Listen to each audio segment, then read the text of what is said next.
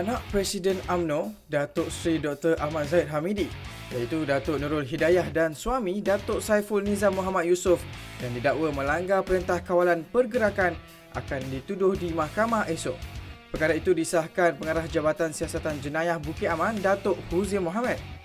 Menurutnya, satu kertas siasatan dibuka mengikut Seksyen 269 Kanun Kesiksaan oleh Unit Siasatan Jenayah Terkelas JSJ Bukit Aman dan kedua-duanya telah diambil keterangan pada 24 April lalu. Terdahulu, Datuk Nurul Hidayah memuat naik gambar di Instagram dengan beberapa caption mengenai pertemuannya dengan Menteri di Jabatan Perdana Menteri Datuk Dr. Zulkifli Muhammad Al-Bakri serta Timbalan Menteri Alam Sekitar dan Air Ahmad Masriza Muhammad, dan posting berkenaan turut mendapat pelbagai reaksi dari masyarakat yang rata-ratanya kurang senang dengan tindakannya itu. Kedah menangguhkan Perintah Kawalan Pergerakan bersyarat sementara waktu untuk memperhalusi syarat dan garis panduan PKPB yang diumumkan Kerajaan Persekutuan sebelum ini. Menteri Besar Kedah Datuk Seri Mukhlis Mahathir berkata ia akan diteliti demi memastikannya sesuai mengikut keperluan negeri itu. Beliau berkata kerajaan negeri berazam mempertahankan status Kedah kekal sebagai zon hijau setelah tiada lagi kes aktif COVID-19 dikesan di semua daerah. Menurutnya, keselamatan dan kebajikan rakyat tidak akan dikompromi selain mengingatkan untuk sementara waktu ini supaya rakyat negeri itu terus kekal di rumah dan amalkan penjarakan sosial. Kontraktor dan pemaju sektor pembinaan diwajibkan mematuhi garis panduan penyediaan rumah kongsi pekerja yang ditetapkan pihak berwajib. Menteri Wilayah Persekutuan Tan Sri Anwar Musa berkata, ketidakpatuhan terhadap peraturan tersebut termasuk membina dengan cara tidak sepatutnya boleh membawa kepada penularan jangkitan COVID-19. Menurutnya, mana-mana pihak yang didapati gagal mengikut peraturan ditetapkan akan berdepan tindakan tegas dari Dewan Bandaraya Kuala Lumpur dan Lembaga Pembangunan Industri Pembinaan Malaysia yang telah diarahkan melakukan pemantauan bagi pematuhan garis panduan itu.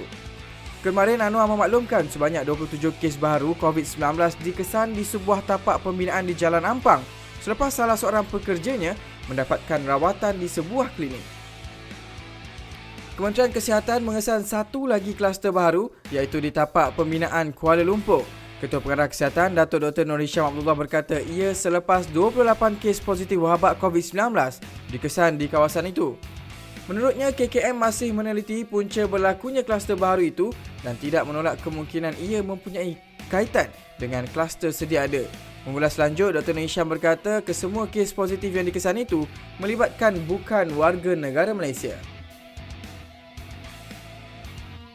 Pengumuman Perdana Menteri Tan Sri Muhyiddin Yassin mengenai kelonggaran di bawah Perintah Kawalan Pergerakan bersyarat yang membenarkan aktiviti sukan dan senaman berkumpulan tanpa konteks seperti larian, badminton, berbasikal dan golf menjadi kabar gembira buat komuniti sukan. Bagi atlet negara, keputusan ini adalah penting khususnya buat mereka yang dalam proses kelayakan ke Sukan Olimpik di samping mahu mengekalkan kecergasan untuk bertanding di kejohanan akan datang. Dalam pada itu, Menteri Belia dan Sukan Datuk Seri Rizal Merican Naina Merican menerusi catatan di Twitternya kemarin berkata beliau mengarahkan MSN dan Institut Sukan Negara untuk mengeluarkan garis panduan terperinci kepada atlet dan jurulatih sukan yang dibenarkan bagi mengembangkan skop dan program latihan sedia ada. Jangan lupa untuk bersama dalam program World Quran Hour, 1 jam bersama Al-Quran, misi Surah Ar-Rahman pada 13 Mei bersamaan dengan 20 Ramadan ini jam 12 tengah hari. Dan terus setia bersama Sinar Harian di semua platform digital dan aplikasi Sinar Harian bagi mengikuti perkembangan semasa dalam serta luar negara.